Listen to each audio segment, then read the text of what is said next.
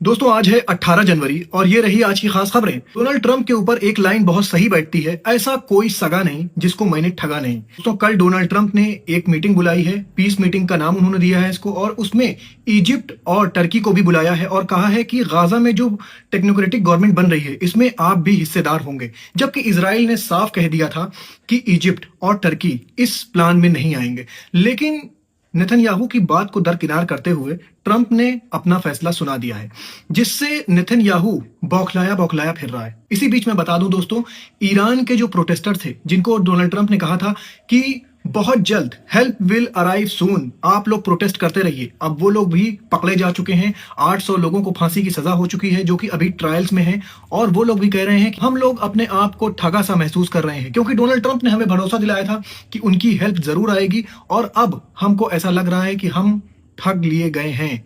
तो दोस्तों इसीलिए मैंने कहा कि डोनाल्ड ट्रंप पे ये लाइन बिल्कुल सही बैठती है कि ऐसा कोई सगा नहीं जिसको मैंने ठगा नहीं।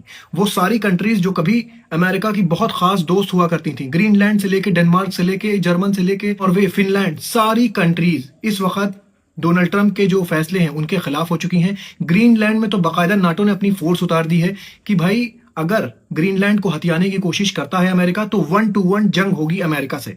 दोस्तों इसमें 6 कंट्रीज सामने आई हैं और उन्होंने अपने जो सोल्जर्स हैं उनको ग्रीनलैंड में उतार भी दिया है। और भी जो फ्रेंड्स कंट्रीज थी अमेरिका की, वो भी डोनाल्ड ट्रंप के फैसलों से काफी ज्यादा नाराज है और इनको नाम दिया है मिस्टर टैरिफ का। ईरान के लीडर आयतुल्लाह खामनेई का कल एक बयान आया जिसमें उन्होंने कहा कि जितने 800 लोग पकड़े गए हैं, इन 800 लोगों को सजाए मौत तो जरूर होगी, बस ट्रायल पूरा होने की देर है। और ये जो प्रोटेस्टर हैं ये ईरान के लोग नहीं है, ये बैक्ड बाय हैं इजराइल और अमेरिका, और ये सारे के सारे एजेंट्स हैं और इनको छोड़ा नहीं जाएगा। जबकि डोनाल्ड ट्रंप लगातार कह रहे हैं कि अगर इनको फांसी दी गई तो हम ईरान पर हमला करेंगे। इसी बीच ईरान के आयतुल्लाह खामनेई ने दहाड़ते हुए कहा कि इनको तो सजा जरूर मिलेगी। अमेरिका की सारी धमकियों को दरकिनार करते हुए आयतुल्लाह खामनेई का यह बयान आया है। इसी बीच में आपको रशिया यूक्रेन की न्यूज बता दूं।